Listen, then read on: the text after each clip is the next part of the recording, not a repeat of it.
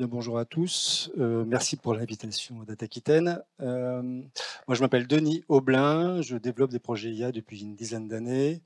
J'ai aussi deux activités d'enseignement IA dans deux écoles d'ingénieurs. Et ce que je vais vous présenter aujourd'hui, c'est un projet en cours, avancé, pas finalisé. Et ce qui m'intéresse, c'est aussi avoir des feedbacks, des réactions, être un peu challengé. Voilà. Et ce projet est réalisé pour un réseau de distribution dont je ne dirai pas le nom. Je ne dirai même pas de quel type de réseau de distribution il s'agit. Ça ne nuira en rien à la compréhension du sujet. Simplement, pour l'instant, on expérimente. Et puis, on verra en fonction des résultats obtenus si l'enseigne veut communiquer ou pas. Voilà. Et je vais commencer par évoquer la genèse du sujet. La genèse du sujet, c'est ce réseau de distribution 2023 demande qu'est-ce que je peux faire avec cette IA dont on parle tout le temps. Et moi, ce que je voudrais, c'est en faire quelque chose pour mes adhérents, pour mes magasins, voilà, ma valeur à moi, groupement, c'est apporter de la valeur à mes magasins. Il faut que, avec l'IA dont tout le monde parle, il faut apporter de la valeur. Et j'ai cherché, et 2 ans après, un peu moins de 2 ans après, je peux dire que j'ai échoué. C'est-à-dire qu'on a trouvé plein de sujets en back-office. Il y en a quelques-uns qui sont déployés, quelques-uns qu'on développe en ce moment, donc ça avance. En e-commerce, c'est le pot de miel. Il y a plein de choses à faire à tous les étages, c'est génial, c'est super. Mais nous, c'est pas e-commerce. Il y a des petits sites internet, mais c'est pas le sujet. On veut de la valeur en magasin. Et là, si vous avez des idées ou que j'ai raté, je suis preneur. J'ai séché. Et puis 1 an plus tard, donc l'an dernier, on discute avec la direction du réseau. Donc leur ambition, c'est de tirer chaque magasin au plus haut de leur potentiel. Je les vois se dépatouiller avec plein de chiffres, agréger plein de données pour, au-delà de leur expertise, essayer d'apporter une compréhension physique, documentée, chiffrée de ce qui se passe dans le réseau, qu'est-ce qui fait que tel magasin performe plus qu'un autre. Et on alimente plein de données dans tous les sens, ça fait plein de données. On n'est pas dans les téraoctets, c'est pas mon sujet du tout. C'est plein de colonnes qui décrivent plein d'aspects du fonctionnement du point de vente. Et l'objectif, c'est d'arriver à en tirer quelque chose. Et ça patouille un petit peu. J'y m'y mêle un petit peu. Au départ, sans sortir l'artillerie, juste en faisant un peu de data vis et de BI, et puis essayer d'animer des ateliers pour dire qu'est-ce qu'on trouve entre un bon performeur et un moins bon performeur, qu'est-ce qui change. Et à chaque fois, on trouve plein d'explications contextuelles, mais on n'en tire jamais une information concrète et propre pour dire c'est là qu'il faut aller pour tel magasin, qu'est-ce qu'il faut faire. Donc ça patouille encore un petit peu. Et puis, si j'essaie de faire quelques petites analyses un peu plus pour pousser, je sais pas, mais juste quelques corrélations sur quelques KPI qu'on arrive à sortir sur les points de vente. On va pas rentrer dans le détail du dessin, mais ça sort des tautologies. Ça dit, si j'ai plus de commerciaux, je vends plus. On est content. Mais ça ne me dit pas à quel moment ça sert à rien d'embaucher un nouveau commercial, parce qu'à un moment ça s'arrête. J'ai un lien aussi entre le positionnement prix et le niveau de paiement avec une carte de feed. C'est bien, mais je sais pas quelle est la poule, quelle est l'œuf, ou si c'est encore autre chose qui joue sur les deux. Et puis le prix bas ou la carte de feed n'est pas une fin en soi, donc je sais pas jusqu'où je dois pousser quoi que ce soit. Donc en fait, pour l'instant, on patauge un peu. Et puis on fait un pari, on se dit on va essayer d'utiliser de l'IA pour essayer d'extraire de cette masse de données, encore une fois qui n'est pas massive, mais en tout cas de cette donnée compliquée à interpréter, une information personnalisée, une recommandation plus qu'une information, une recommandation personnalisée, hiérarchisée, peut-être même, si on pousse un peu, quantifiée, qui dit que devrait faire tel point de vente. On peut appliquer une recette unique, mais tel point de vente pour se rapprocher des performances les meilleures dans son contexte. D'accord. Et si je vais un peu plus loin dans le storytelling du truc, c'est dire peut-être que je peux donner un sens nouveau à l'adhésion au réseau. Quand j'adhère au réseau, c'est que j'accède à des prix négociés d'achat, c'est cool. J'accède à du marketing clé en main, donc beaucoup de support, c'est cool aussi. Si je pouvais promettre à tout nouvel adhérent, quand tu rentres ici, tu bénéficies concrètement, pas parce que on travaille, mais concrètement parce qu'on est outillé pour de retour d'expérience de tous les membres du réseau, qui chacun expérimente à sa façon, tout le monde fait un petit peu ses recettes, pour identifier que c'est ce qui dans ton contexte est le plus efficace. Donc tu participeras à la connaissance des leviers de performance et tu en bénéficieras. Ça serait pas mal. Voilà. Donc ça c'est l'ambition qu'on se donne. Après, le réseau est encore petit. Je veux dire tout à l'heure qu'on a que 220 points de vente avec une croissance régulière, mais c'est tout petit. Et l'objectif, c'est de voir si déjà cette taille-là, on arrive à tirer quelque chose d'utile et qu'on pourra améliorer le système pour, au fur et à mesure de la croissance du réseau, faire des choses plus pointues. Alors, je vais arriver directement au résultat et après, je vais ouvrir la boîte. Donc, le résultat, c'est très très simple. C'est juste ça. Voilà, comme ça évite des grandes attentes. Qu'est-ce que c'est que ça? C'est un Power BI et dans lequel j'ai quelque part, je l'ai enlevé là, mais j'ai un menu déroulant qui me permet de choisir un des points de vente. Et puis quand je suis sur ce point de vente là, ça me dit quelle est sa performance. Je vais revenir sur le mot compliqué de performance, hein, la réelle. Et puis je vais voir que j'ai prédit, mon modèle a prédit un certain niveau de performance, donc pas exactement la même, mais pas très très lent non plus. Mais ça me dit surtout que sur un certain nombre de KPI, que j'ai ventilé en contexte et gestion. Contexte, ça veut dire je subis, et gestion, ça veut dire j'agis. Je subis, c'est mon implantation. Alors là, ce point de vente-là, il a pas de chance. Il est un peu décentralisé et le modèle, il dit toi, t'as pas de chance, tu vas vendre un peu moins que les autres. Et puis il dit ton quartier, il est un peu, j'ai pris des données INSEE là, il te tire un peu vers le bas en termes de potentiel. Et puis la pression concurrentielle est pas énormissime, mais elle te tire aussi un peu vers le bas, puis après quelques autres informations, mais qui sont, voilà. Donc ça me hiérarchise le fait que ça me dit, dans ton contexte, un membre du réseau moyen, il ferait tant. Bon. Maintenant, avec ce que tu fais, ce qu'on a observé de ce que tu fais, tu as une activité, je reprends, une animation commerciale avec les intercomptoirs qui est plutôt très très bonne. Et ça te tire vers le haut. Et donc, c'est pas une recommandation d'action, c'est juste continue. Bon, le deuxième, je l'ai un peu masqué, mais ça dit quelque chose de la niveau de spécialisation des équipes de vente. Quel est leur profil? Et là, ça dit, ce qu'on a, le KPI qu'on a, il te tire plutôt vers le bas. Donc, tu as un vrai sujet là-dessus de formation et d'orientation de tes équipes.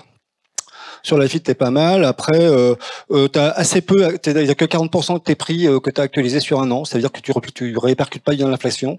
Tu as une petite part de chiffre d'affaires associé, donc tu as un petit, voilà, c'est pas majeur, mais tu pourrais agir un petit peu là-dessus. Bon, j'y reviendrai à ce tableau-là, mais la question c'est comment on arrive à ça et est-ce qu'on peut s'y fier? Et j'ai pas encore toutes les réponses à ça. Alors comment on y arrive? Oui, je vais expliquer comment on arrive à ça, mais est-ce qu'on peut s'y fier? C'est une autre question. Donc maintenant, je vais commencer par donner, en ouvrant la boîte, toutes, je sais pas, mais tu as quelques bonnes raisons de ne pas y aller. La première, c'est que Eliane ne comprend rien à la causalité. Hein, ça ne fait que de la corrélation.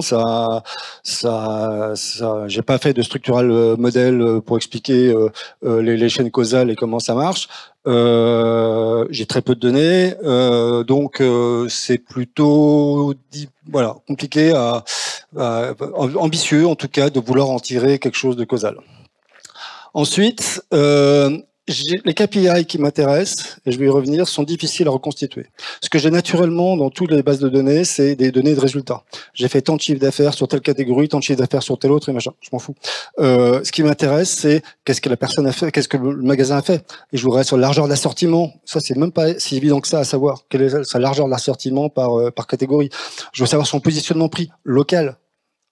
J'ai un positionnement prix par rapport à l'ensemble du réseau, mais localement, voilà. Donc il y a plein d'informations qui sont compliquées à construire. Donc la matière est délicate.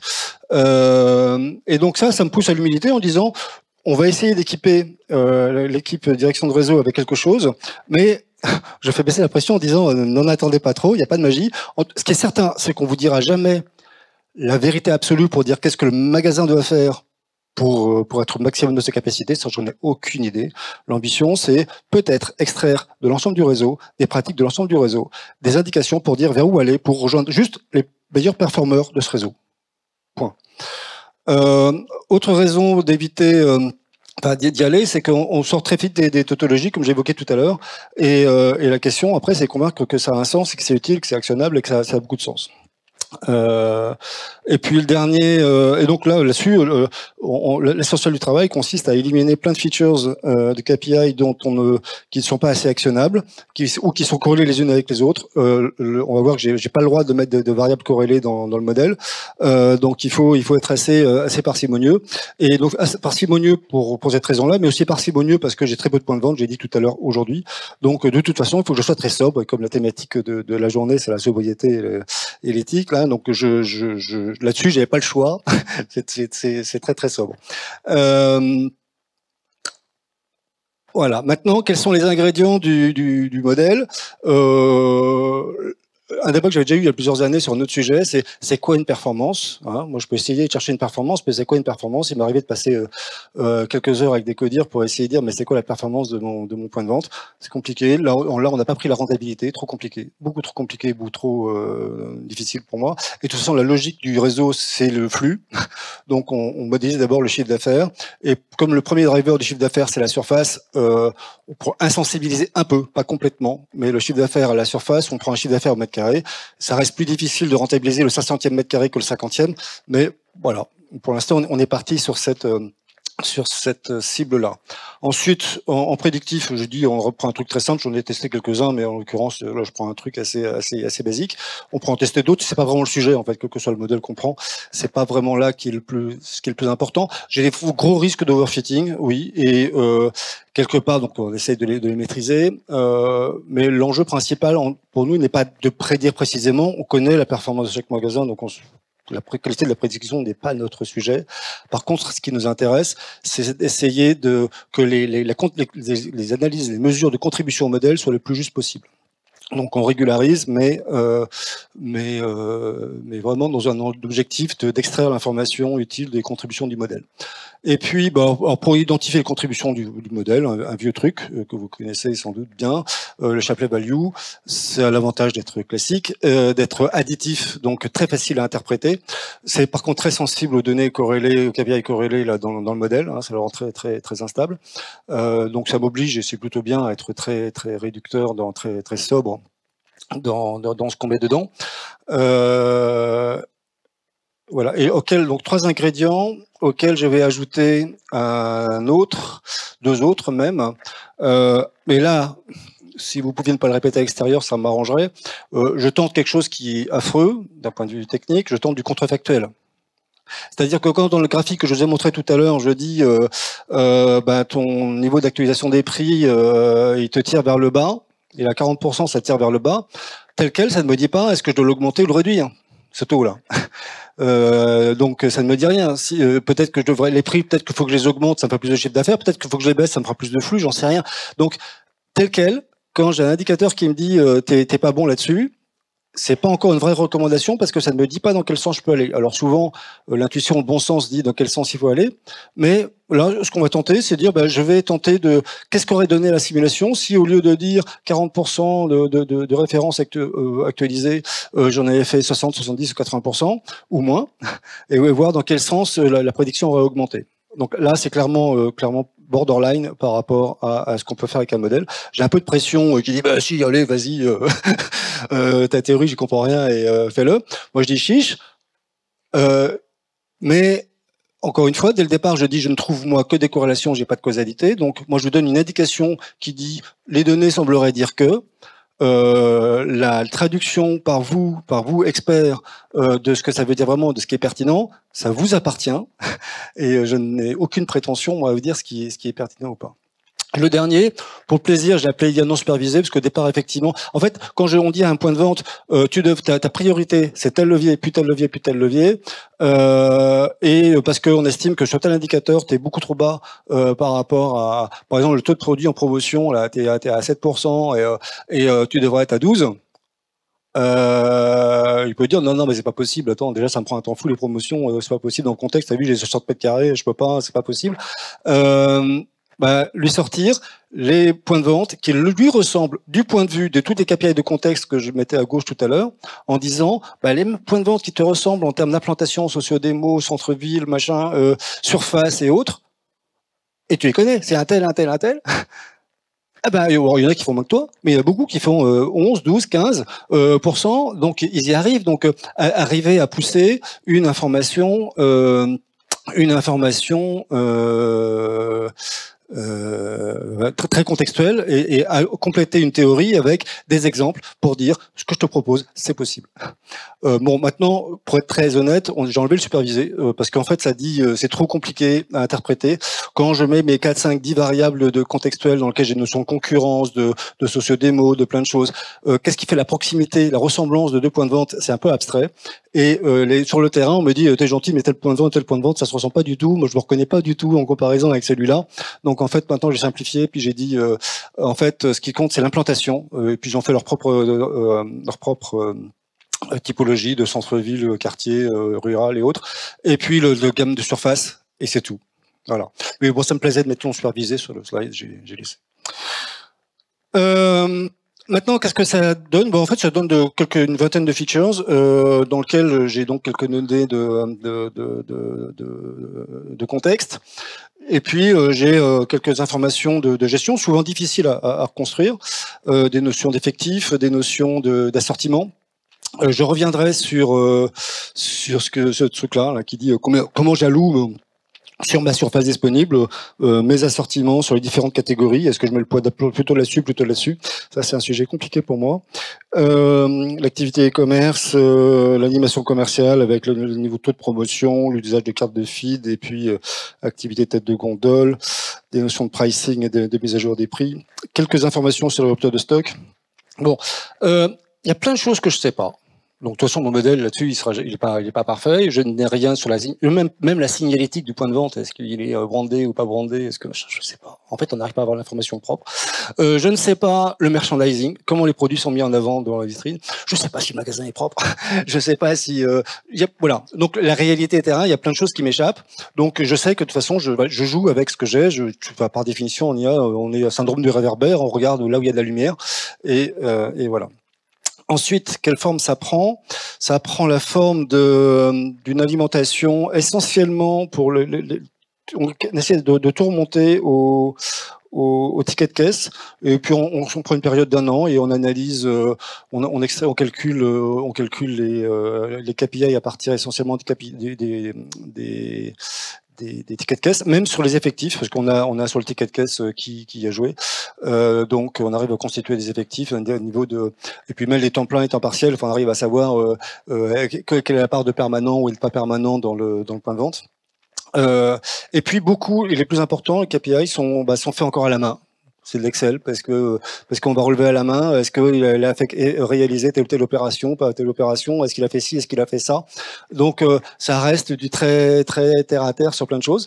Un peu de données open data aussi, mais qui sont retraitées pas de manière complètement automatique. On fait beaucoup de géolocalisation pour identifier où sont les concurrents. Est-ce qu'on est à moins de 500 mètres, plus de 500 mètres et ainsi de suite. Donc là il y a un petit peu de calcul, mais c'est pas encore complètement intégré. On attend de savoir si les résultats sont bien exploitables. Et puis ça me fait une certaine quantité de features, et puis voilà. Et ça me ramène à ce petit graphique. Au stade où on est aujourd'hui, la question c'est d'arriver à l'utiliser et de s'en servir concrètement entre animateurs et points de vente, et vérifier qu'on arrive à avoir des discussions. Est-ce que ça aide la discussion? Est-ce que ça aide la prise de décision? Est-ce que voilà, est-ce que ça marche en gros? Et c'est possible au fil de l'eau. Moi, ce que j'essaie de faire, c'est supprimer régulièrement certains indicateurs en disant finalement j'ai trouvé mieux, le remplacer par d'autres, donc faire un peu de struggle for life en disant et essayer de construire de plus en plus. On se rend compte en faisant ça de la quantité d'informations très simples qu'on ne sait pas. C'est ce que feront les magasins. Donc la première vertu, même si on devait le planter ce truc-là, c'est qu'on a pris conscience de tout ce qu'on savait pas, et le réseau s'organise pour essayer de comprendre et de capter tout ce qui lui échappe. Alors je vais revenir sur j'ai dit tout à l'heure qu'il y a un indicateur qui me pose problème là, c'était l'assortiment. Et ça, c'est pas rien dans le positionnement d'un magasin, dans ce qu'il fait. Est-ce qu'il met son poids plutôt sur telle catégorie ou sur telle autre?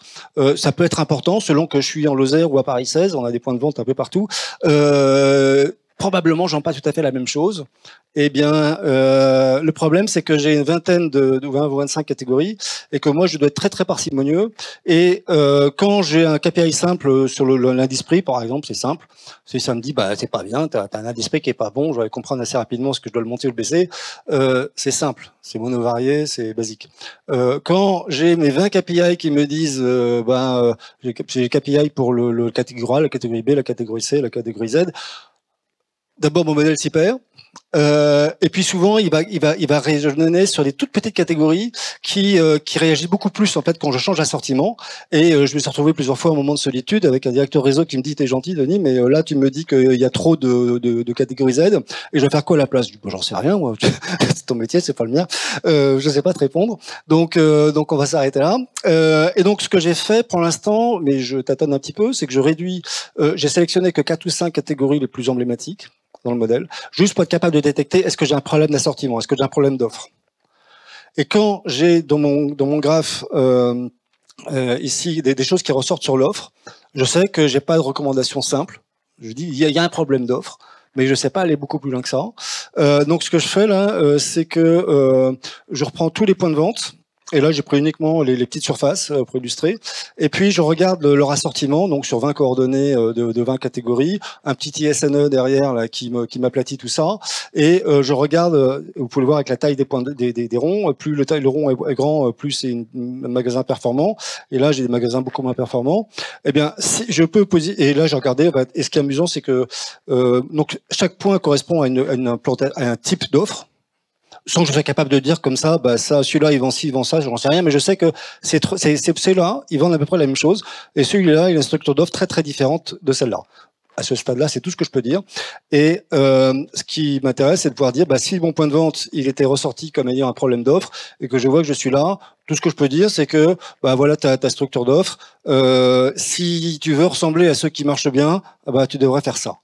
Et si possible, exprimer non pas en chiffre d'affaires, parce que ça c'est trop simple, c'est pas actionnable. Je pouvais décider, mon animateur, il m'a dit je vais faire plus 15% sur telle catégorie, il est gentil.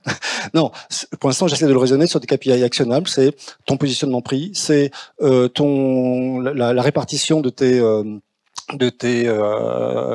références sur l'ensemble de la gamme, et ça tu peux le faire. Dans tous les cas, tu peux le tenir.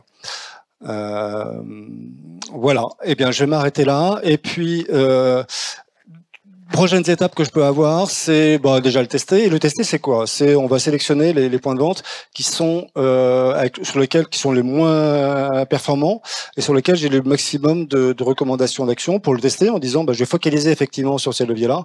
Est-ce qu'effectivement j'atterris à quelque chose d'utile et d'efficace?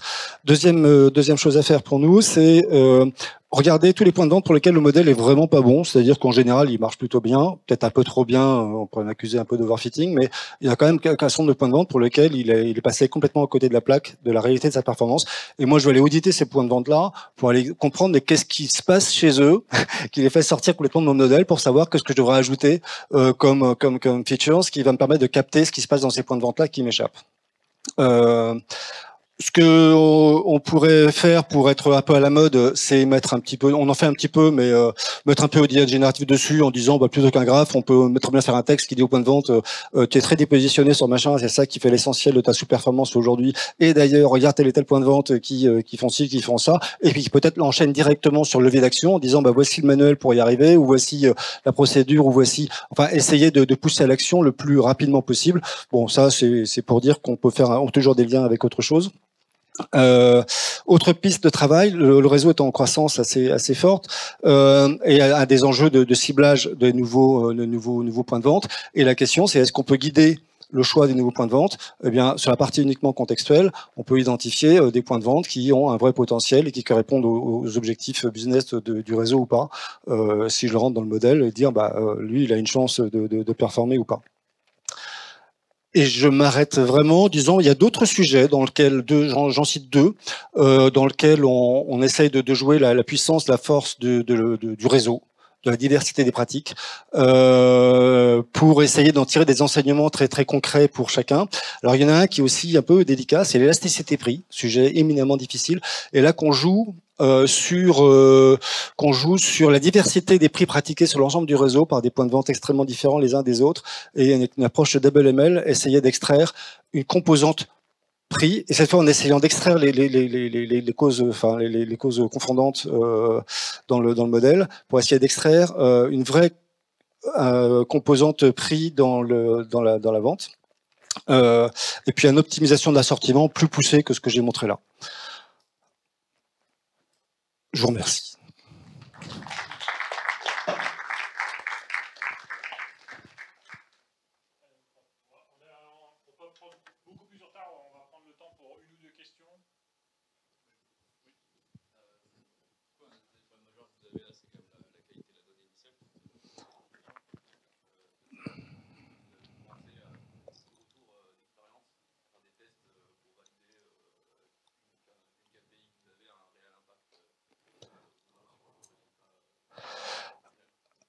Alors, des problèmes de qualité de données, on en a plein. Maintenant, quand on est sourcé sur le ticket de caisse, ça va plutôt bien. Quand on est sourcé sur l'alimentation manuelle, quelle est la qualité de la donnée? Honnêtement, j'en sais rien, mais c'est ce qui a été mesuré par les équipes. Ok. Est-ce qu'elle est actionnable, cette idée-là? C'est pour ça que je dis que le projet n'est pas fini. Je dis que maintenant, on va commencer à l'animer et à vérifier que ce qu'a dit le modèle statistique pour dire où est la valeur aujourd'hui. T'as un problème de ci, t'as un problème de ça, t'as un problème de ça. Oui, mais ton principal problème, c'est la formation RH sur tel point de vue. Aujourd'hui, je ne sais pas répondre à votre question, mais c'est l'ambition en tout cas.